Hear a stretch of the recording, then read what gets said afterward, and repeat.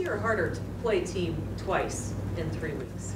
Well, it's always it's always tough in the sense that you have to they know you a little bit better and vice versa. But also you have an understanding of what they do. It kind of gives you a kickstart into the week. And they're very, very challenging defense in terms of all the looks that they give and everything else. So, been studying like crazy, just making sure that we're ready for those and everything else. So, I'm not sure if I've ever played a team, 1 week, then played another team, and then I think the next week we play them, unless it's been like playoffs maybe. But I don't remember. I don't recall that. So, but it'll be a great game going down there to San Francisco and playing there, and they just came off a big win, so they'll be ready to play. Russell, how has the atmosphere, you think, changed going down there from the old park to what you guys kind of see now? Well, I remember my rookie year, playing in Candlestick, and just the history there. I mean, just the tradition. As soon as you walked into the stadium, you could feel something different. It was special in that sense. And so many Super Bowls and so many crazy moments. Joe Montana and Steve Young and Jerry Rice, those guys making crazy plays and doing special things there. And when I came in my rookie year, I'll never forget. I stepped up in the pocket, and it was, I don't know, maybe third quarter, something like that. My first game there, I stepped up in the pocket and kind of slid to the right, and I started taking off. And sure enough, Willis and Bowman just closed on me like I've never seen before. And just their speed and everything else. And so I never forget just that being in that stadium. Just the energy of that stadium was really special. Visitor locker room wasn't the nicest, but just. It's definitely a different venue in terms of, where they play now and everything else. It's one of those things that over time, though, I think there will be a lot of history there and everything else. So, but I love those historic ballparks, those historic places you get to play like Candlestick. There's only so many places in the world that you can do that, and that was one of them.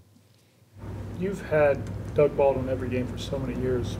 What do you notice when he's not in? What's different? What's maybe more difficult for you? Well, you always want Doug in because he's one of the best receivers in the game, and so when he unfortunately he can't go in the game, because he's dinged up or whatever, it's always different, just because we've thrown so many touchdowns together, done so many completions, done so many great things together, and it's always been fun having him out there because we have that look when he knows something, I know something, and we get to go after somebody or whatever that may be. So.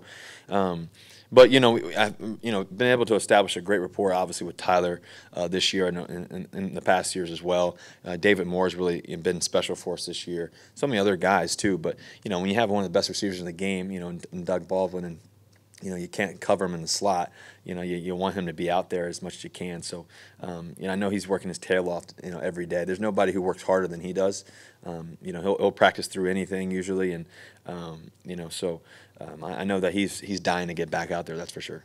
How much can you draw a direct parallel between your passing numbers, the passing game being subpar, and him not being out there? I don't think about that. I think. I think, last week, just missing a couple of deep throws that we normally hit on, so you add those up, it changes the game pretty quickly. So, so you just focus on the little things. You don't focus on all the other stuff. Was that basically what you saw, or was there anything else you saw that just kind of led to the? Well, I had that bad play, that was bad.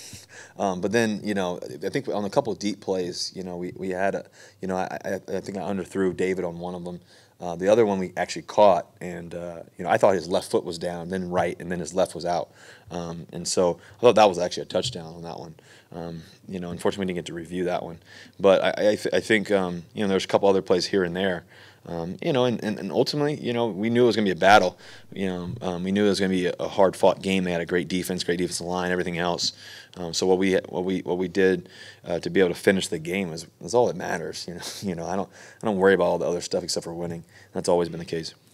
The long run you had on that last drive, what did you see there, and how did that kind of evolve? Well, we had play action and drop back, and it wasn't there at first. I kind of had to scamper out of the pocket, and then. I was trying to get it to Nick there, and then he did a good job of turning upfield and kind of pushing his guy out. And next thing I know, I saw the sideline, so I just took off, and then try to get my knees up and keep going. And then Harrison Smith came in there, so I had to make sure I got out of bounds. Could you hear the footsteps behind you? Yes, very much so. I had Sheldon coming first, and then Linzel, chasing me too. So I had to make sure I got away from those two guys. Russ, did you hear what Richard said about you before the last Niner game, and did that bother you? I don't worry about outside stuff. I just focus on what I need to do and what we're gonna do. And what we plan on doing week in and week out. That's the only thing you can focus on. Russ, what did you see out of Jordan Simmons?